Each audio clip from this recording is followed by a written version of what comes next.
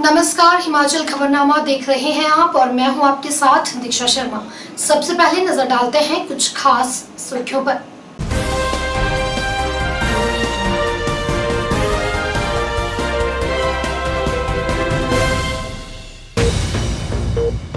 मुख्यमंत्री जयराम ठाकुर ने कहा, बाल चिकित्सा से संबंधित स्वास्थ्य अधोसंरचना को किया जाए सुदृढ़।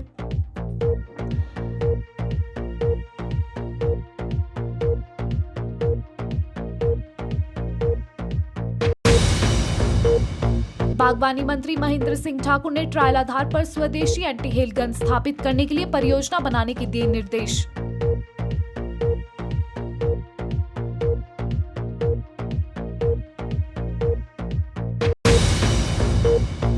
माकपा विधायक राकेश सिन्हा ने उचित मूल्य की दुकानों पर गरीबों को दिए जा रहे गेहूं की गुणवत्ता पर उठाए सवाल। मामले को लेकर खाद्य आपूर्ति विभाग को सौंपा ज्ञापन।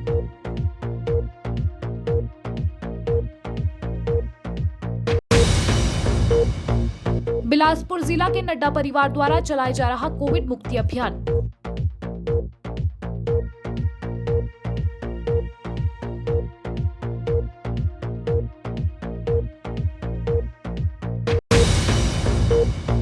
ओलावृष्टि से सेब और टमाटर की फसल तबाह। प्रदेश में 2 दिन भारी बारिश का अलर्ट।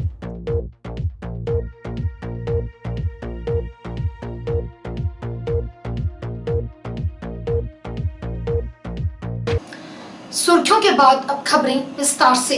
मुख्यमंत्री जयराम ठाकुर ने वर्चुअल माध्यम से सभी जिला के उपायुक्तों, पुलिस अधीक्षकों, मुख्य चिकित्सा अधिकारियों, सभी चिकित्सा महाविद्यालयों के प्रधानाचार्यों और चिकित्सा अधीक्षकों के साथ प्रदेश में कोविड-19 की स्थिति की समीक्षा बैठक की अध्यक्षता करते हुए कहा कि चिकित्सा जगत के लोगों को कोरोना संक्रमण की संभावित तीसरी लहर से प्रभावी तरीके से निपटने के लिए पहले से ही संभावित आवश्यकताओं और आपूर्ति संबंधित कार्य योजना बनानी चाहिए। मुख्यमंत्री ने कहा कि दुनिया भर में यह अनुमान लगाया जा रहा है कि अगर कोरोना वायरस की तीसरी लहर आती है तो यह बच्चों के लिए चिंताजनक साबित हो सकती है। ऐसे में उन्होंने कहा कि सभी स्वास्थ्य संस्थानों में बाल रोग वार्ड और सेवाओं को सुदृढ़ करने पर अधिक बल दिया जाना चाहिए। मुख्यमंत्री जयराम ठाकुर ने कहा कि प्रदेश सरकार ने सभी हितधारकों के सक्रिय सहयोग से कोरोना महामारी की पहली लहर पर सफलतापूर्वक विजय प्राप्त की है और अब उम्मीद है कि प्रदेश धीरे धीरे दूसरी लहर से बाहर आ रहा है। उन्होंने कहा कि हमें अभी और अधिक सतर्क रहना होगा क्योंकि महामारी अभी समाप्त नहीं हुई है। उन्होंने कहा कि कोरोना मामलों में धीरे धीरे कमी के साथ प्रदेश के लोग लापरवाह हो सकते हैं, इसलिए लोगों को और अधिक सतर्क रहने के लिए प्रेरित किया जाना चाहिए। मुख्यमंत्री ने कहा कि सूचना, शिक्षा और संप्रेषण कोविड-19 से जुड़े भ्रम को दूर करने और लोगों को जागरूक करने में महत्वपूर्ण भूमिका निभाई है। उन्होंने कहा कि जनमत तैयार करने वालों, स्थानीय नेताओं और पंचायती राज संस्थाओं के निर्वाचित प्रतिनिधियों को इस संक्रमण से जुड़ी भ्रांतियों के बारे में लोगों को शिक्षित करना चाहिए।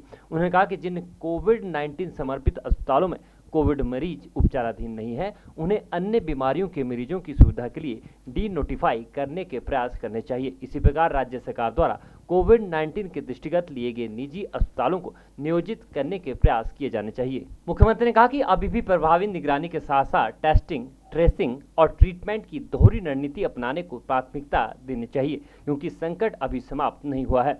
उन्होंने कहा कि सभी उपायुक्त अपने जिलों में प्रशिक्षणों की संख्या में वृद्धि करना सुनिश्चित करें। उन्होंने कहा कि राज्य स्वास्थ्य विभाग को वैक्सीन का न्यूनतम अपव्यय सुनिश्चित करना चाहिए क्योंकि देश और राज्य इसे वहन नहीं कर सकता है। उन्होंने कहा कि स्वास्थ्य विभाग को राज्य के सभी 50 बिस्तरों या इससे अधिक बिस्तरों वाले अस्पतालों में ऑक्सीजन की आपूर्ति उपलब्ध करवाने के लिए ठोस कदम उठाने चाहिए। उन्होंने कहा कि ऑक्सीजन सिलेंडरों की उचित सूची और भंडारण सुनिश्चित किया जाना चाहिए। उन्होंने कहा कि लगभग 11,000 लोग अभी भी होम आइसोलेशन में हैं, इसलिए उनके स्वास्थ्य मापदंडों की नियमित निगरानी के लिए उनके साथ समन्वय बनाए रखना आवश्यक है। वर्तमान में प्रदेश में 8 पीएसए ऑक्सीजन प्लांट कार्यशील है और 3 अन्य शीघ्र कार्यशील हो जाएंगे। मुख्यमंत्री ने कहा कि प्रतिबंधों को लंबे समय तक जारी रखना संभव नहीं है, इसलिए यदि मामले इसी गति से कम होते हैं तो प्रदेश सरकार आने वाले समय में कोरोना कर्फ्यू में कुछ ढील देने पर विचार कर सकती है। तो स्वाभाविक रूप से बीच में काम करते हुए जो सही मायने में जिसको बोल सकते हैं कि फील्ड का अनुभव, जमीनी स्तर का, वो सबसे बेहतर आप लोगों के पास है और उससे बेहतर हमारे पास फीडबैक कहीं और जगह से हो नहीं सकता है। क्योंकि आप लोग सीधे तौर पर इस सारी सिचुएशन में ये सारा काम कर रहे हैं। इसलिए फिर हमने सोचा कि आप सबके सुझाव, आप सबके बात हम तक पहुंचनी चाहिए, और उसके बाद फिर अगली बातें हमको क्या करनी है, किस प्रकार से करनी है, उन सारी चीजों को लेकर के हम आगे बढ़े। अब बात आ रही है कि आने वाले समय में अब प्रेडिक्शन है कि थर्ड वेव भी आएगी, और ये कहा जा रहा है, ये आपको मान करके चलना पड़ेगा कि ये हो सकता है, क्योंकि दूसरे देशों में कुछ जगह इस तरह के दौर हुए।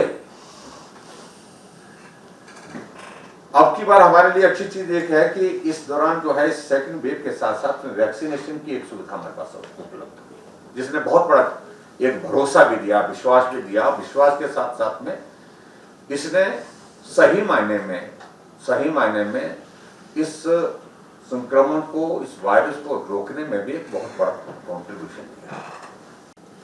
इसका सारा जितना हम ले सकते हैं तो वो हम ले ही रहे हैं, उसके बारे में बहुत ज्यादा डिटेल में कोई चर्चा करने की आवश्यकता नहीं है। हमको फोकस होकर के ये बात ठीक है, ये पॉइंट आया है कि फर्स्ट डोज हमारी जो है वो 19 लाख से ऊपर लगी है, लेकिन दोनों को मिला करके हम जो है लगभग 24 लाख के करीब पहुंचे हैं।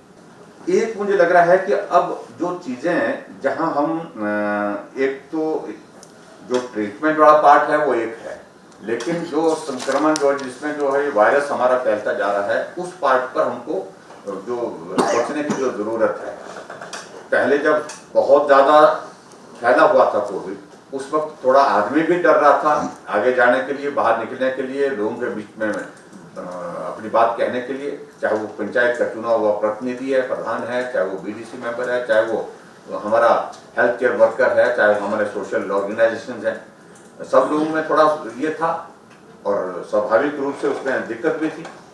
लेकिन धीरे धीरे अब जब थोड़ा हमारा संक्रमण जब कम हो रहा है सूरत में, हमको अब पार्टिसिपेशन लोगों का लेना चाहिए। लोगों को टेस्टिंग के लिए जो है वो बढ़ाने के लिए टेस्टिंग, जहां खास तौर से जिसका जिक्र हम पहले भी कर चुके हैं। ये कैटेगरी तो ये है कि जो हमारे पास रिकॉर्डेड है वो है जो होम आइसोलेशन में आदमी है, पॉजिटिव आया है, वो हमारे पास रिकॉर्डेड है। लेकिन दूसरा एक ऐसा भी एक ये है कि जो हॉस्पिटल में एडमिट है तो वो भी रिकॉर्डेड है। लेकिन इसके अतिरिक्त ऐसा भी एक बहुत बड़ा ये है कि वो रिकॉर्डेड नहीं है, वो कोविड का वायरस का कैरियर है। सर्दी जुकाम के कारण घर बैठा है, घर बैठ करके वो अपने हिसाब से दवाई ले रहा है, उसने सुना कि काढ़ा से ठीक होता है, काढ़ा ले रहा है, लेकिन सबको मिल रहा है। लेकिन फिर भी उसके बावजूद वो कैरियर तो है ही है ना, हमको इस कैरियर को रोकना है, वो एक इम्पॉर्टेंट है। उसके लिए जो टास्क फोर्स बनाई, जो जिसको कोविड कंट्रोल करने के लिए जिसमें एक भूमिका रहेगी उसको, तो उसमें मुझे लगता है कि हमको लोगों को जिनका लोग सुनते हैं, मानते हैं, उन लोगों को भी कांटेक्ट करना चाहिए। ऐसे लोग प्रभावशाली लोग होते हैं, जो जिनके गांव में सुनी जाती है, मानी जाती है बात, तो ऐसे लोगों को भी इन्वॉल्व करना चाहिए। और संभव हो सके तो उसमें जो कोविड पेशेंट रहे हैं और नेगेटिव हो गए हैं, जो एक पीड़ा के दौर में से गुजरे हैं और जिनको अनुभव है कि कोविड क्या होता है, वो अपने अनुभव करना जिक्र करें इन लोगों के बीच में, ताकि वो समझे इस बात को, किस तरह से उस जो आदमी कैरियर है उसको डिटेक्ट करना, और डिटेक्ट करने के बाद उसको कंटेन करने के साथ साथ में उसकी टेस्टिंग करने के बाद फिर ट्रीटमेंट करना। ये सारा मुझे लगता है कि ये बहुत महत्वपूर्ण है। एनसीसी मुख्यालय शिमला के group commandant brigadier Rajiv Thakur ने राजभवन में राज्यपाल बंडारू दत्तात्रेय से मुलाकात की। उन्होंने राज्यपाल से विश्वविद्यालय अनुदान आयोग और अखिल भारतीय तकनीकी शिक्षा परिषद की सिफारिश के अनुसार राज्य के विश्वविद्यालयों को एनसीसी को सामान्य वैकल्पिक क्रेडिट पाठ्यक्रम के रूप में शामिल करने के निर्देश देने का आग्रह किया। राज्यपाल ने सभी कुलपतियों को नई शिक्षा नीति के अनुसार हिमाचल प्रदेश के विश्वविद्यालयों में एनसीसी को एक सामान्य वैकल्पिक क्रेडिट पाठ्यक्रम के रूप में लागू करने का आह्वान किया है। उन्होंने कहा कि कोरोना महामारी के दौरान एनसीसी कैडेट्स के सराहनीय कार्य रहे हैं और पिछले वर्ष भी उन्होंने आवश्यक वस्तुओं की आपूर्ति श्रृंखला को बनाए रखने में महत्वपूर्ण भूमिका निभाई है। उन्होंने कहा कि संगठन ने विद्यार्थियों में देशभक्ति की भावना पैदा करने और व्यक्तित्व के विकास में सहायता की है। हिमाचल प्रदेश में बेमौसमी बरसात ने सेब बागवानों को 250 करोड़ का नुकसान पहुंचाया है। जनवरी से मार्च तक जब बारिश व बर्फबारी की जरूरत थी तो उस समय मौसम की बेरुखी के चलते सूखा रहा, लेकिन अप्रैल व मई माह में सामान्य से ज्यादा बारिश, ओलावृष्टि व बर्फबारी ने सेब बागवानों की कमर तोड़ दी है। रही सही कसर बीमा कंपनियों ने निकाल दी है, जिन्होंने बीमा के नाम पर करीब 1500 से 8000 रुपए प्रीमियम काट दिया, लेकिन नुकसान होने पर मुआवजा देने के नाम पर लोगों से मजाक किया गया और बागवानों को कोई भी राहत नहीं दी गई। बारिश, बर्फबारी और ओलावृष्टि से हुए नुकसान पर सेब, फल फूल, सब्जी उत्पादक संघ के अध्यक्ष हरीश चौहान का कहना है कि बेमौसमी बारिश, ओलावृष्टि व बर्फबारी ने बागवानों की कमर तोड़कर रख दी है। ओलावृष्टि के साथ आंधी ने सेब के पेड़ तक उखाड़ डाले, जिससे बागवानों को भारी नुकसान उठाना पड़ा है। आंकलन सिर्फ 250 करोड़ का है, लेकिन ये नुकसान 500 करोड़ से ज्यादा का हो सकता है। सरकार हर बार नुकसान का आंकलन तो करती है, लेकिन मुआवजे के नाम पर बागवानों को कुछ नहीं मिलता है। सरकार की बागवानों के नुकसान की भरपाई के लिए एक सेब संरक्षण कोष गठित किया जाना चाहिए, ताकि उनको उचित समय पर मुआवजा मिल सके। पिछले कुछ दिनों से और पिछले कल भी ओलावृष्टि हुई, भारी ओलावृष्टि हुई है, जिससे बागवानों को बहुत बड़ा नुकसान सहना पड़ रहा है। उसके लिए आज बैठक थी, 15 दिन का समय दिया गया था उस वक्त का, और लेकिन कोविड की वजह से जो है कई अधिकारी कर्मचारी जो है वो वहाँ नहीं पूरी तरह से पहुँच पाए बागवानों के बागान में। इस करके जो है ये रिपोर्ट अब आई, 254 करोड़ रुपए की रिपोर्ट आई है। 254 करोड़ रुपए की रिपोर्ट जो है सरकार ने सबमिट करी है। तो इसमें हमने फल सब्जी उत्पादक संघ ने आग्रह किया कि ये रिपोर्ट जो है ज़्यादा भी हो सकती है, लगभग 500 करोड़ के आसपास भी हो सकती है, क्योंकि आंकलन पूरी तरह से नहीं हुआ। और सरकार से आग्रह किया कि जैसे सरकार और सरकारें भी करती आई आज तक, और हर वर्ष जो है आंकलन ही होता है, इस वर्ष ये जो है आंकलन तक ही सीमित ना रहे, बल्कि कि बागवानों को कोई पुख्ता मुआवजा मिले या उनकी कोई सहायता सीधे रूप से हो सके। ये हमारा आज प्रमुख विषय रहा। इसके अलावा पेटियों की जो चर्चा चल रही है कि पेटियों के रेट बहुत ज़्यादा बढ़ रहे हैं। कोरोना काल में एक तो सेब बागवान बहुत परेशान है, और 10 से 12 रुपये से 14 रुपये तक पेटियों के रेट बढ़ने की जो अफवाह फैली है, उसके लिए हमने सरकार से आग्रह किया कि सरकार इसमें इंटरवीन करे और सरकार जो है कोई ऐसा रास्ता निकाले जिससे कि बागवानों के ऊपर बोझ ना पड़े।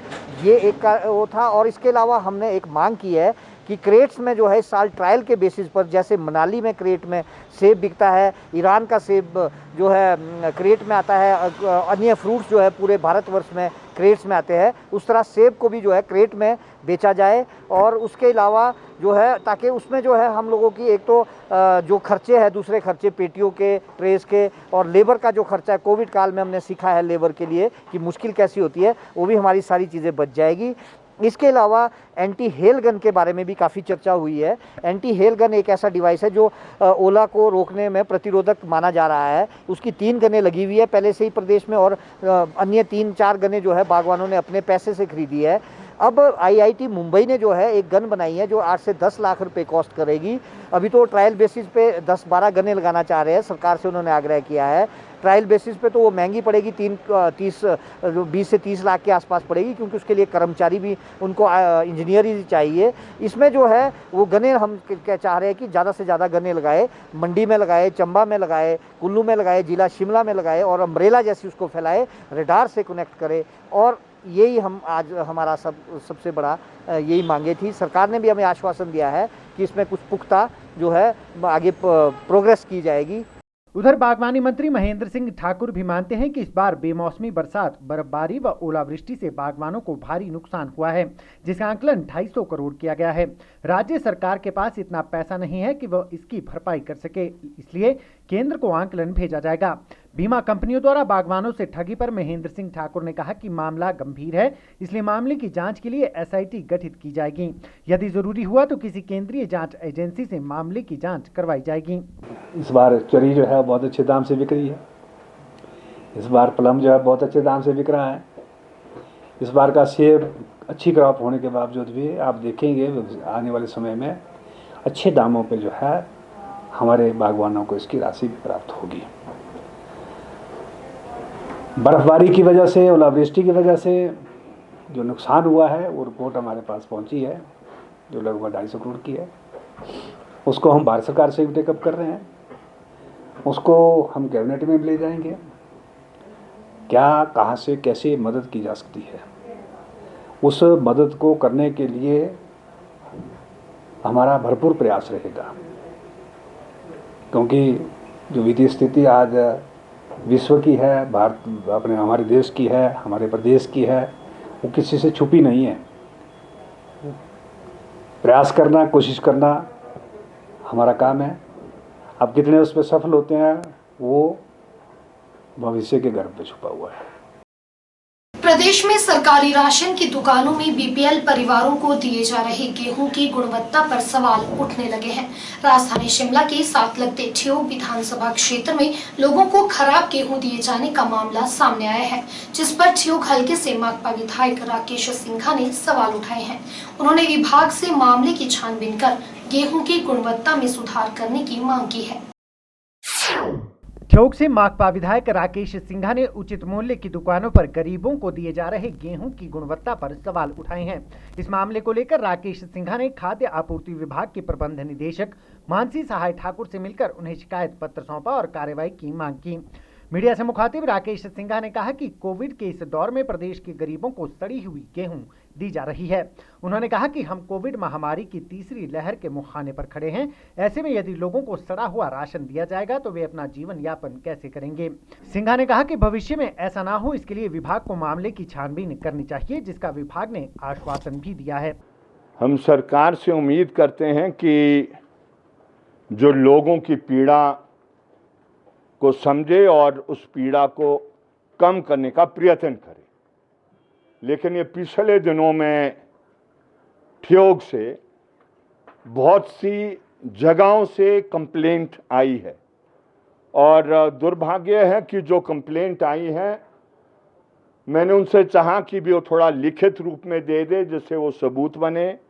ऐसा हो नहीं पाया, लेकिन जगदीश जी ने मेरी मदद की है और इन्होंने ना केवल व्हाट्सएप में कंप्लेन भेजी, लेकिन ये जो गेहूं है जिसमें साफ नज़र आता है कि सड़ा हुआ है, फंगस लगी है, ये इन्होंने वहाँ भी शिकायत की और शिकायत मुझे भी की। मैंने उचित समझा कि आने वाले समय के लिए कोई तौर तरीका पैदा हो, कोई मैकेनिज्म पैदा हो, क्योंकि अभी कह नहीं सकते हैं कि अभी सेकंड वेव तो शायद समाप्त हो जाएगी इस वायरस की, लेकिन थर्ड वेव आगे आएगी तो क्या हालात हो जाएंगे लोगों के अगर सारा गेहूं इस प्रकार का मिले और चावल भी इस प्रकार का मिले तो लोग तो भूख से मर जाएंगे। तो इसलिए हमने सोचा कि हम मैनेजर डायरेक्टर जो है यहाँ पर state food and civil supply corporation को, उनके पास ये शिकायत दर्ज करें और आने वाले समय के लिए ये कोई तौर तरीका निकले जिससे ये बचे। इसलिए आज हम यहाँ पर आए हैं। देश भर में फैली कोरोना महामारी की रोकथाम के प्रयास जारी हैं। वहीं हिमाचल प्रदेश के बिलासपुर जिला में इस महामारी से मुक्ति के लिए अब भाजपा के राष्ट्रीय अध्यक्ष जेपी नड्डा के परिवार ने भी कमान संभाली है।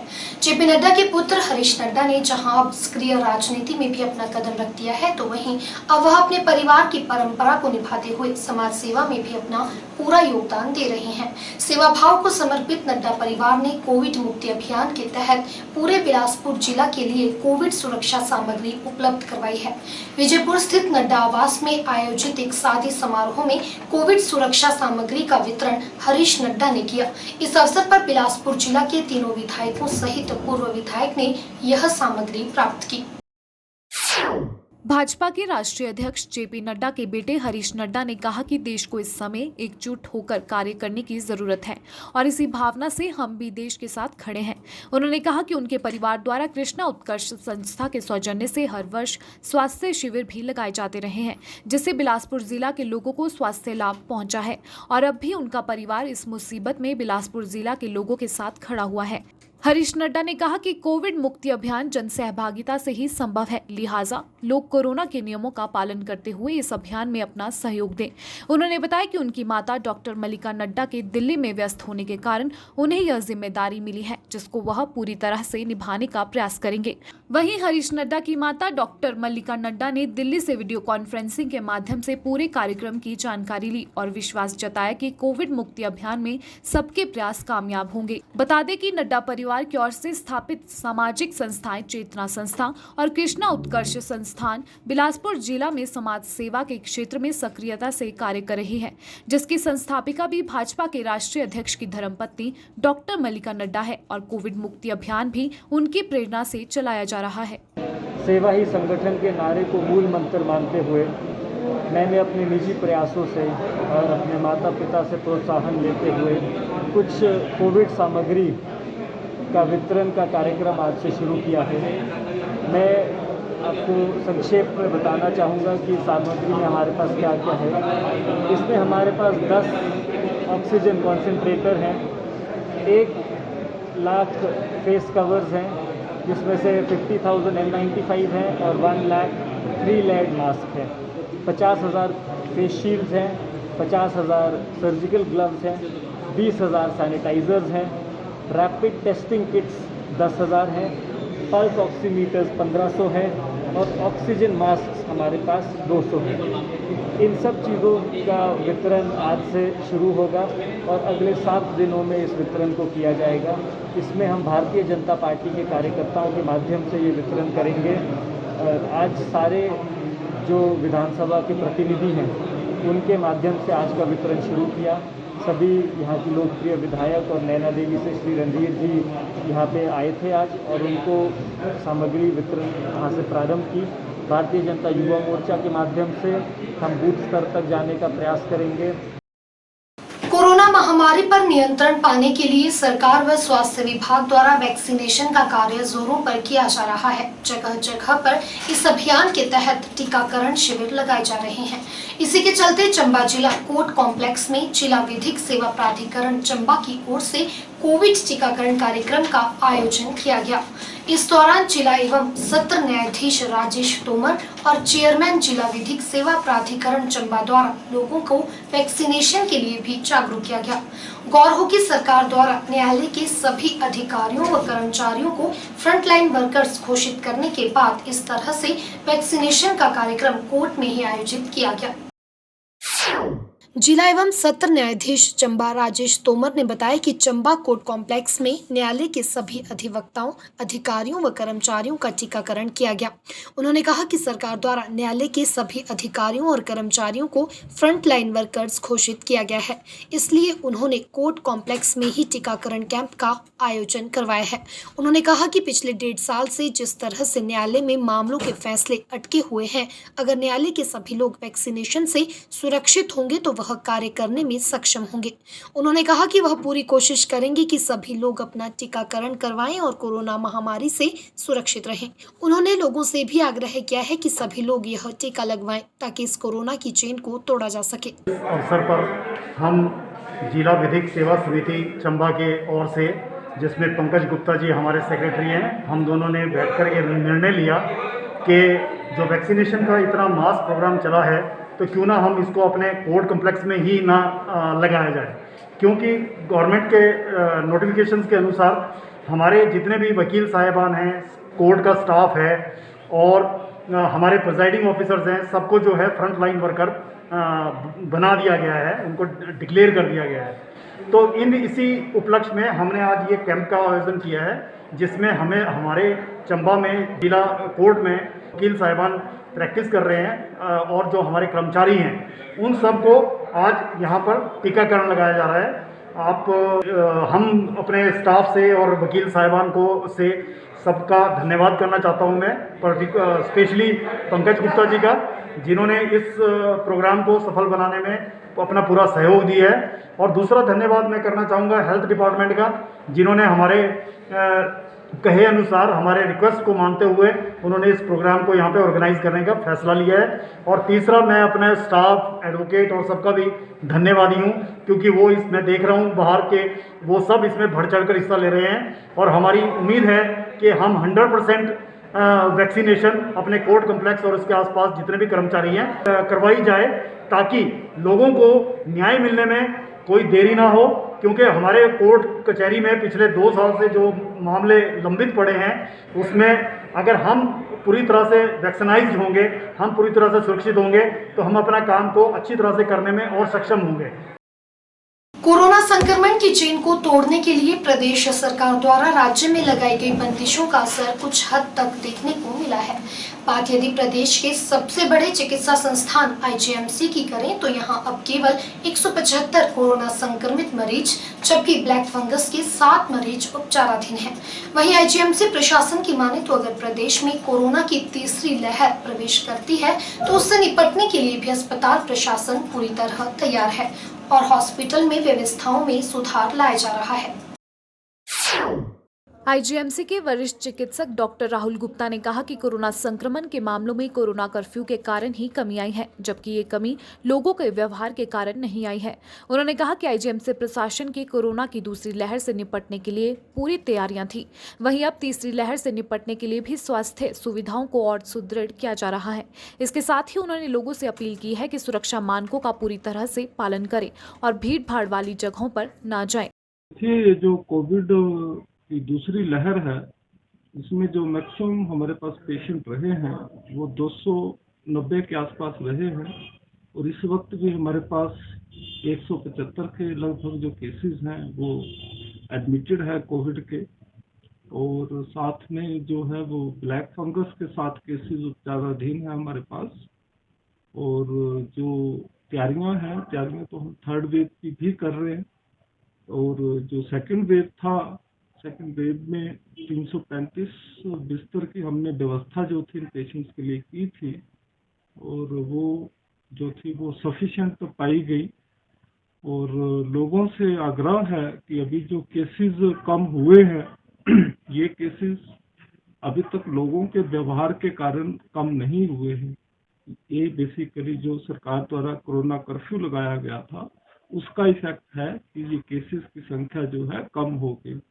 तो लोगों से अपील है कि ये केसेस की संख्या कम बनाए रखने के लिए और इसको खत्म करने के लिए लोगों से जो व्यवहार है कोविड के अनुसार जो व्यवहार करने की अपील है वो हम करते हैं। मास्क का लगाना, 2 गज की दूरी रखनी और साफ सफाई का ध्यान रखना और भीड़ भाड़ वाले जगह को अवॉइड करना वो बहुत निहायत जरूरी है। और अगर लोग चाहते हैं कि ये कोविड के नियंत्रण पाया जाए तो नियंत्रण पाने का एक ही जो तरीका है वो है लोगों का व्यवहार, ना कि ये जो फोर्सिबली हम जिसको बोलते हैं कि नियंत्रण से स्थिति बाहर होती है तो हम कानून का सहारा लेते हैं।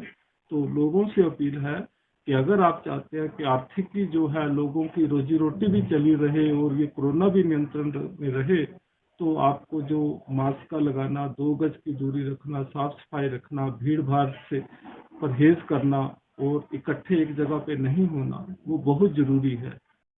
राष्ट्रीय सड़क मार्ग चंडीगढ़ मनाली 205 पर बिलासपुर की ओर आ रही एक गाड़ी से पुलिस ने अफीम की एक बड़ी खेप बरामद की है। गाड़ी में 2 लोग सवार थे। मिली जानकारी के अनुसार ये लोग यूपी से बिलासपुर जा रहे थे, जिसमें एक व्यक्ति दिलीप कुमार जिला बिलासपुर का ही रहने वाला है और दूसरा व्यक्ति जितेंद्र कुमार यूपी का बताया जा रहा है। नाके पर जब पुलिस द्वारा गाड़ी को रोका गया और जाँच की गई तो 5 किलो 24 ग्राम अफीम पकड़ी गयी। डीएसपी राजकुमार ने मामले की पुष्टि करते हुए बताया कि पकड़ी गई अफीम की कीमत लगभग 20 लाख रुपए है। इस मामले में दोनों आरोपियों को हिरासत में ले लिया गया है और आगामी कार्यवाही की जा रही है। आज सुबह हमारे पास पुलिस थाने में इंफॉर्मेशन आई थी कि एक ट्रक जो है यूपी से यहाँ हिमाचल में कलर के लिए आ रहा है और इसमें अफीम की इंफॉर्मेशन आई थी, जिस पर थाना की टीम एसएचओ की अगुवाई में यहाँ पहुँची थी तथा मुझे भी जो है सूचित किया गया था, तो मैं भी यहाँ मौके पर आया हूँ। तो इस ट्रक में कुल 2 आदमी बैठे थे, एक हिमाचल यहाँ कलर का ही है, पट्टा जगह का, और दूसरा आदमी जो है वो बिहार का है। तो जो हमारे पास इंफॉर्मेशन थी उस हिसाब से इस ट्रक में टूल के ऊपर सर्च की गई है, टूल बॉक्स के ऊपर। तो टूल बॉक्स के ऊपर जो है हमें अफीम जो है वो बरामद हुई है। और इस अफीम को जब तोला गया तो ये 5 किलो है, 5 किलो 24 ग्राम है। और इसमें 2 लोग जो है अप्रीहेंड किए और पूछताछ पर अभी इन्होंने यही बतलाया कि इसको यूपी से लेके आए हैं। और इस अफीम की जो वैल्यू है वो लगभग 15 लाख के आसपास बनती है। तो इनको अप्रीहेंड किया है और फर्दर जो इन्वेस्टिगेशन का प्रोसेस है वो कंटिन्यू है। एक और प्रदेश कोरोना की दूसरी लहर से जूझ रहा है तो वहीं प्रकृति भी जमकर अपना कहर बरपा रही है। बीते दिनों हुई बारिश, ओलावृष्टि व तूफान से प्रदेश के कई क्षेत्रों में काफी नुकसान हुआ है। ऊपरी क्षेत्र के किसान व बागवानों की साल भर की मेहनत पर पानी फिर गया है। भारी बारिश और ओलावृष्टि के चलते सेब की फसल बर्बाद हो गई है। वहीं कई भागों में भारी ओलावृष्टि से फ्रास्पीन और टमाटर की फसल को भी व्यापक नुकसान पहुंचा है, जिससे किसानों बागवानों की चिंता बढ़ गई है। ऐसे में उन्होंने प्रदेश सरकार से मांग की है कि उन्हें उचित मुआवजा प्रदान किया जाए। हिमाचल के ऊपरी क्षेत्र किन्नौर व शिमला जिला के कई इलाकों में अप्रैल व मई में बर्फबारी और उसके बाद ओलावृष्टि व तूफान से नकदी फलों और फसलों को भारी नुकसान पहुंचा है। बागवानों का कहना है कि अब भी ओलावृष्टि कई स्थानों पर जारी है। इस आपदा से सेब, प्लम, खुमानी, बादाम, चेरी व अन्य फसलों को भारी नुकसान पहुंचा है। सरकार से लोगों ने कोरोना के इस दौर में जीवन यापन के लिए नुकसान की भरपाई की मांग उठाई है। बागवानों का कहना है कि फसल बीमा योजना के तहत बैंकों से बीमा कंपनियों को किसानों के खाते से किश्त जा रही है, लेकिन बर्फ, ओलावृष्टि और तूफान से हुई नुकसानी बीमा में कवर नहीं है। इसलिए सरकार मध्यस्थता कर किसानों को बीमा कंपनियों से मुआवजा दिलवाए। किसानों का यह भी कहना है कि हिमाचल प्रदेश राहत मैनुअल में भी बर्फबारी, ओलावृष्टि और तूफान से होने वाले नुकसान पर राहत का प्रावधान नहीं है, इसलिए राहत मैनुअल में भी संशोधन किया जाए। जो है आज मतलब कि जो ये ओलावृष्टि हो रही है दिन मतलब कि जब से मतलब कि फूल आना शुरू हुए हैं तब से लेकर के जो है ये नुकसान ही होता जा रहा है। कभी ओलावृष्टि हो रही है, कभी बारिश हो रही है, तो कभी इतना तूफान आ रहा है। कई जगह तो पेड़ भी तोड़े हैं। पीछे जब तूफान से कितना ज़्यादा नुकसान हुआ, कई जगह पेड़ तोड़े हैं, मतलब कि घर के छत्ते तक उड़ाई है, बहुत सारी इसमें हुआ है। और अभी भी जो है लगातार बारिश ही होती जा रही है। मौसम का कोई भरोसा नहीं है, कब बारिश हो जाए, कब क्या हो जाए। और साथ में ओलावृष्टि हो रही है। जैसे ननखरी जैसे क्षेत्र है वहाँ तो हमेशा ओलावृष्टि हो जाती है, बारिश होने के बजाय वहाँ पर ओलावृष्टि होती है। तो उसकी वजह से जो नुकसान हो रहा है, हम सरकार से डिमांड करते हैं कि जो ये नुकसान हो रहा है उसकी जो है भरपाई की जाए और जो किसानों को जो है वो मुआवजा दिया जाए। और जिस तरह से जो ये मतलब कि दिन प्रतिदिन महंगाई भी बढ़ती जा रही है, किस तरह से जो ये राशन भी डिपो में महंगा कर दिया है, कम से कम सरकार को इस चीज़ के बारे में सोचना चाहिए। पूर्व जिला परिषद सदस्य एवं माकपा नेता बिहारी सेवकी ने बताया कि अप्रैल मई में पहले बर्फ और फिर ओलावृष्टि से सेब व अन्य फलों और फसलों को नुकसान पहुंचा है। सरकार किसानों को राहत प्रदान करे। उन्होंने कहा किसानों का बैंकों के माध्यम से बीमा कंपनियों को फसल बीमा की किश्त जा रही है, लेकिन बर्फ, ओलावृष्टि और तूफान से हुई नुकसान का प्रावधान नहीं है। इस तरह राहत मैनुअल में भी इन नुकसानों की भरपाई का प्रावधान नहीं किया गया है, इसलिए सरकार इसमें हस्तक्षेप करे। अप्रैल मई में हिमाचल प्रदेश के जो रामपुर तहसील है, निरमंड है, ननखरी है और अन्य में यहाँ पर भारी नुकसान हुआ ओलावृष्टि, बर्फबारी से, और जो भारी बारिश हुई है, आंधी तूफान भी चला है। तो जितना चाहे प्लम है, सेब है, खुरमानी है, जो भी ओलावृष्टि और इन चारों चीज़ों से नुकसान हुआ है, सरकार उनको मुआवजा दे। दूसरा इम्पॉर्टेंट चीज़ है कि जो किसान है जो बैंकों में वो पैसा रखता है तो उसका बीमा जो है फसल बीमा जो योजना के तहत उनका इंस्टॉलमेंट काटी जाती है, प्रीमियम काट लेते हैं बैंक।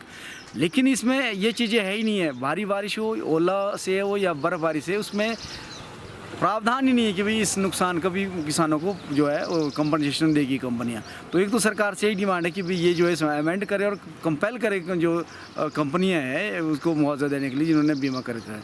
दूसरा है जो हिमाचल सरकार मैनुअल है, रिलीफ मैनुअल जिसको कहते हैं, उसमें ये प्रावधान ही नहीं है।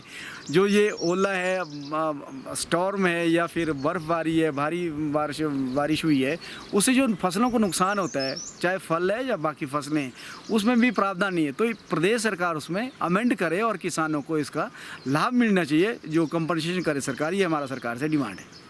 किसान सभा ननखड़ी सचिव ओम प्रकाश ने बताया कि अप्रैल व मई माह में हुई बारिश, ओलावृष्टि व बर्फबारी से सेब, प्लम, खुमानी, चेरी व अन्य फसलों को भारी नुकसान पहुंचा है। कोरोना काल को देखते हुए सरकार किसानों को मुआवजा दे ताकि उनकी रोजी चल सके। जो अप्रैल और मई के अंदर में जो ये काफ़ी ओलावृष्टि हुई है, एक तो हमारे इलाके के अंदर में क्योंकि सेब भी है तो सेबों के अंदर तब ये छोटा छोटा दाना था तो काफ़ी नुकसान वहाँ पे हुआ है उस सेब के अंदर में।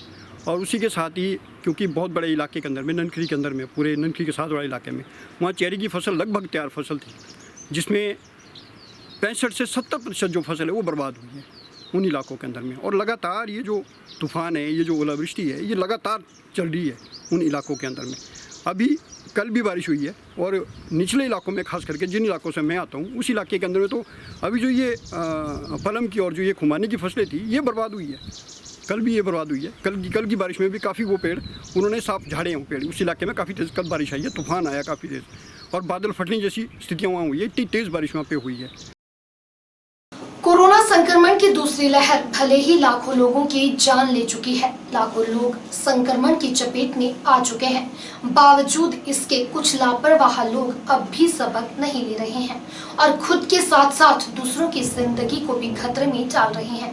मामला शिमला के कुछ एक ढाबों और मिठाई की दुकानों से जुड़ा है। ढाबा संचालक खुले में खाद्य उत्पादों को बेच रहे हैं। खाद्य वस्तुओं को ढक कर नहीं रखा जा रहा है, जिस वजह से आसपास की मिट्टी, धूल इन खाद्य वस्तुओं पर बैठ रही है।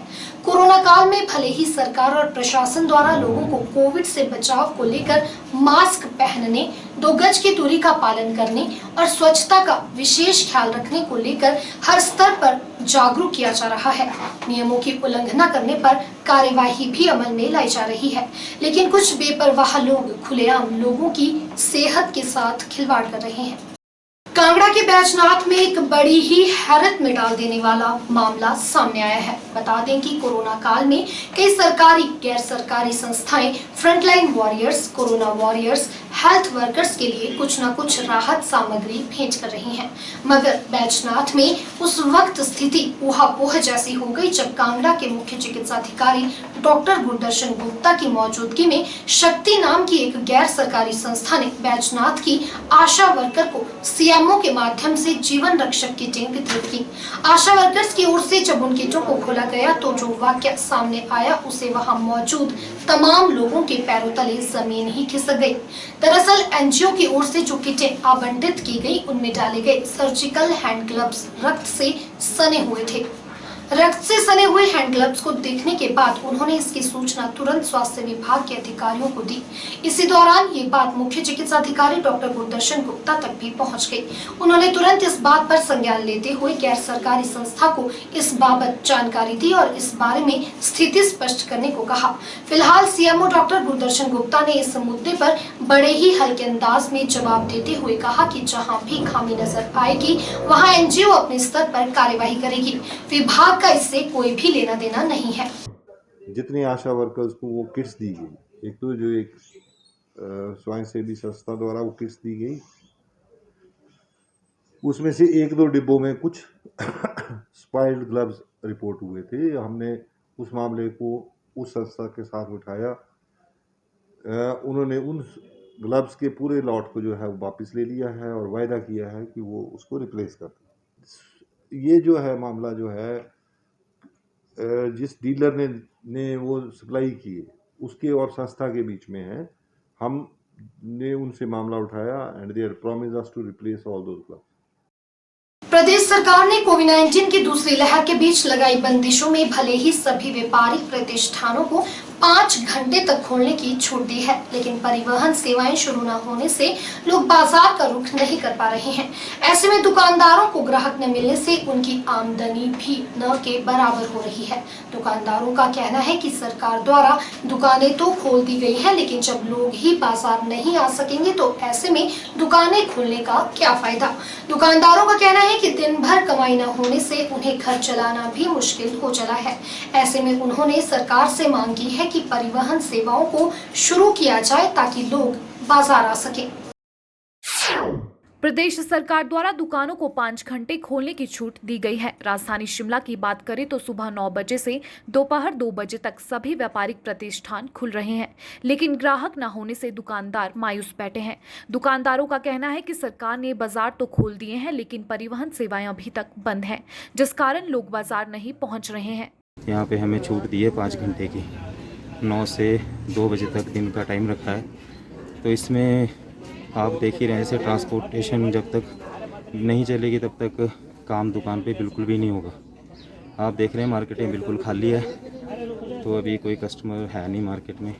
जो आजकल हालात है इससे तो बहुत ही ख़राब हालात है। जैसे मतलब लॉकडाउन खुला और दुकानों में ग्राहक तो कोई नहीं है, एक तो बसें बिल्कुल बंद है और यहाँ पे लोगों का आना जाना बिल्कुल बंद है। इस वजह से व्यापार तो बिल्कुल ठप है और सरकार ने एक तरफ से खोल दिया है, पर खोलने का इसका मतलब लाभ कोई नहीं है। दुकानदार सारे एक परेशान है। दुकानदारों का कहना है कि सरकार के दुकानें खोलने के फैसले का उन्हें कोई भी लाभ नहीं मिल रहा है। आमदनी न होने से उन्हें रोजी रोटी की चिंता सताने लगी है। दुकानदारों ने प्रदेश सरकार से मांग की है कि परिवहन सेवाओं को शुरू किया जाए ताकि लोग बाजार आ सकें। दुकानदारों ने प्रदेश सरकार से मांग की है कि परिवहन सेवाओं को शुरू किया जाए ताकि लोग बाजार आ सकें।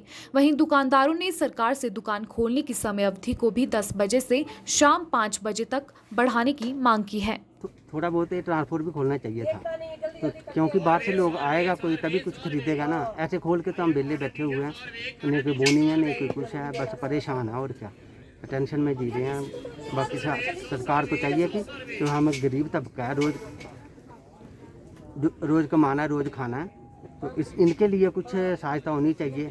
तो पिछले साल भी हमारे कॉरपोरेशन ने बैंक अकाउंट लिए थे, नंबर लिए थे, तो कोई सहायता नहीं दी थी, आश्वासन दिया था, उसके अलावा कुछ नहीं। तो हम यही चाहते हैं सरकार से, तो कुछ जो हमारे अकाउंट नंबर लिए हुए हैं, जो हम पंजीकृत लोग हैं कॉरपोरेशन में, उनके लिए कोई सहायता की जाए। तो हम ये कहेंगे कि जो सरकार की तरफ से हमें समय 5 घंटे का दिया गया है, वो हमें व्यवसाय में सिर्फ 3 घंटे का ही मिल पा रहा है। तो इसलिए हम सरकार से ये भी उम्मीद कर सकते हैं कि अगर वो हमें इस दुकान का समय बढ़ाकर 9 से 2 ना करके 10 बजे से लेकर शाम 5 बजे तक कर दें, जब तक कि हमारा ये आगे का थोड़ा सा कोरोना की वजह से हालात बदतर चले हुए हैं, तो बहुत अच्छा रहेगा। हमें भी थोड़ा सा लगेगा कि हम व्यवसाय कर पाएंगे। विधानसभा क्षेत्र शिलाई का गांव जरवा आज भी कोरोना संक्रमण की दूसरी लहर से मुक्त है, जिसके पीछे क्षेत्र के युवाओं की कड़ी मेहनत है।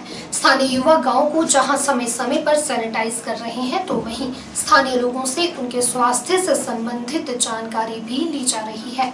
बाहर से आने वाले लोगों पर भी नजर रखी गई है ताकि कोरोना संक्रमण गाँव में प्रवेश न कर सके। आज जहां गांव-गांव में कोरोना संक्रमण की दूसरी लहर अपने पांव पसारे है, वहीं शिलाई क्षेत्र के गांव जरवा में कोरोना संक्रमण अभी प्रवेश नहीं कर पाया है, जिसके पीछे क्षेत्र के युवाओं की कड़ी मेहनत और स्थानीय लोगों का कोरोना संक्रमण के प्रति जागरूक होना है। स्थानीय युवाओं का कहना है कि आज गांव जरवा कोरोना संक्रमण से मुक्त है। उन्होंने बताया कि स्थानीय विधायक हर्षवर्धन चौहान की सहायता से उनकी पंचायत को समय समय पर सैनिटाइज किया जाता है। विधायक द्वारा दिए गए ऑक्सीमीटर के माध्यम से युवा जहां लोगों के ऑक्सीजन लेवल चेक कर रहे हैं, तो वहीं बाहरी व्यक्ति के गांव में प्रवेश पर भी नजर रखी गई है ताकि संक्रमण किसी भी तरह से गांव में प्रवेश न कर सके। बता दें, युवाओं ने एक हेल्पलाइन नंबर भी जारी किया है। अगर गांव में किसी भी व्यक्ति को कोई समस्या आती है तो वह उस पर संपर्क कर सकता है ताकि गांव सुरक्षित रह सके। हमारे लोकप्रिय विधायक ठाकुर हर्षवर्धन चौहान जी ने जो सैनिटाइजर, ऑक्सीमीटर, थर्मामीटर दिए थे, उनको हमने प्रयोग में लाया और हमारे शिलाई मंडल के जो अध्यक्ष सीताराम शर्मा जी, उन्होंने 15 टीमों का गठन किया है हर जगह ताकि ये सुविधा पहुंचे, और उनके आदेश अनुसार और शिलाई युवा कांग्रेस के युवा अध्यक्ष अरुण ठाकुर जी के सहयोग से हमने जो है जरवा गांव में आज पूरे गांव में सैनिटाइजेशन किया, और हमारे जरवा के बाज़ार जो नलोई धार है वहाँ पे भी सैनिटाइजेशन किया। आयुर्वेदिक चिकित्सालय, वेटनरी चिकित्सालय और पंचायत घर, स्कूल, डाकघर, इन सब में जाके सैनिटाइजेशन किया, और ऑक्सीमीटर से जो है लोगों का ऑक्सीजन लेवल चेक किया।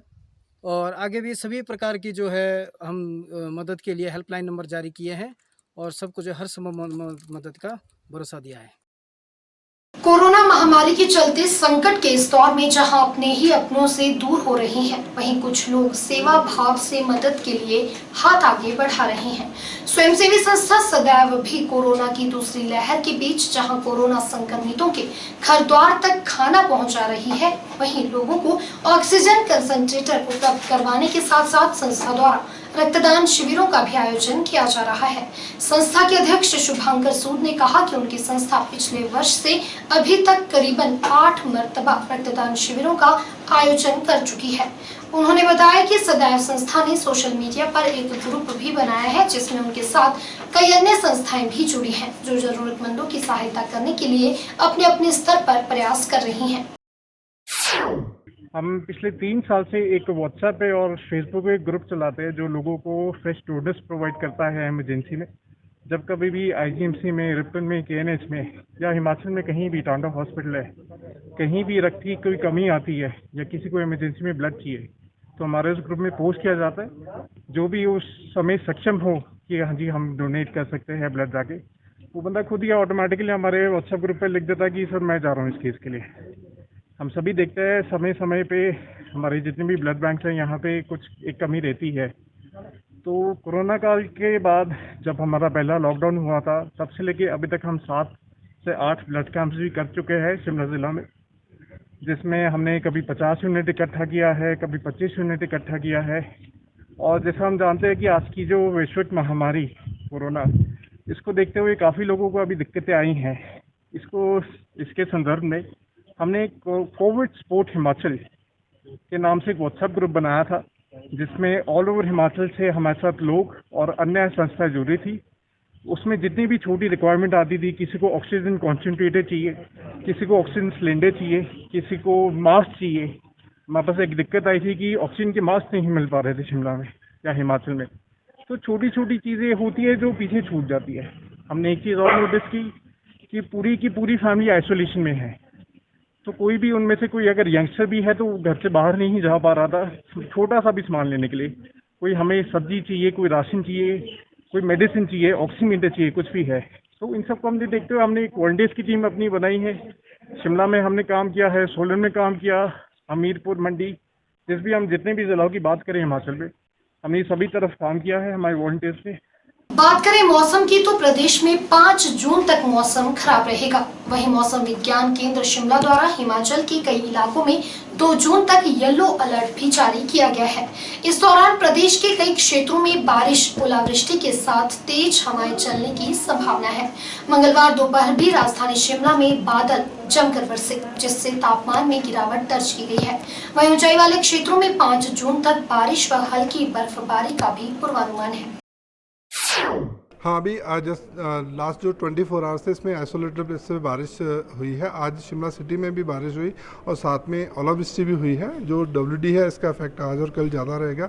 आज और कल जो हिमाचल प्रदेश के स्कैटर्ड प्लेसेस है इसमें बारिश हो सकती है और जो ओलावृष्टि होने की भी पॉसिबिलिटी है, खास करके जो हिमाचल प्रदेश के मिड हिल्स और लो हिल्स वाले इलाके हैं इसमें कुछ एक जगह पे आने वाले जो 2 दिन है इसमें भी ओलावृष्टि के चांसेस रहेंगे। कुछ एक जगह तेज़ हवाएं चल सकती हैं और उसके बाद जो 2 जून से जो WD का इफेक्ट है वो थोड़ा कम रहेगा। 2, 3 और 4 तारीख को 1-2 स्थानों पे ही बारिश होने की पॉसिबिलिटी रही। हाँ, अभी जो 2 दिन के लिए वार्निंग इशू की गई है, जिसमें जो येलो कलर की वार्निंग है, जिसमें जो ओलावृष्टि हो सकती है और साथ में जो तेज़ हवाएं चल सकती हैं। उसके बाद भी जो है 2 तारीख को भी वार्निंग रखी है, 2 तारीख को है और बिल्कुल जो 1-2 डिस्ट्रिक्ट हैं उसी में चांसेस रहेगा। लेकिन आज और कल जो है इसमें जो हिमाचल प्रदेश के मिड हिल्स और लो हिल्स वाले इलाके हैं उसके लिए जो ज़्यादा चांसेस रहेंगे और जो तापमान है इसमें भी गिरावट रहेगी। इस बार जो अपने तापमान है जून के महीने में ज़्यादा राइज नहीं, जो मई के महीने थे इसमें ज़्यादा टेम्परेचर राइज नहीं हुए। जो हाईएस्ट टेम्परेचर था ऊना का वो एक दिन ही जो 42.5 डिग्री गया था और बाकी जो दिन है उसमें टेम्परेचर जो है वो कम ही रहे। अभी भी जो तापमान है दिन के वो नॉर्मल से कम चल रहे हैं, लेकिन अभी आने वाले जो दिन है इसमें भी तापमान जो है वो ज़्यादा राइज नहीं करेंगे। हिमाचल खबरनामा के इस अंक में इतना ही। नमस्कार।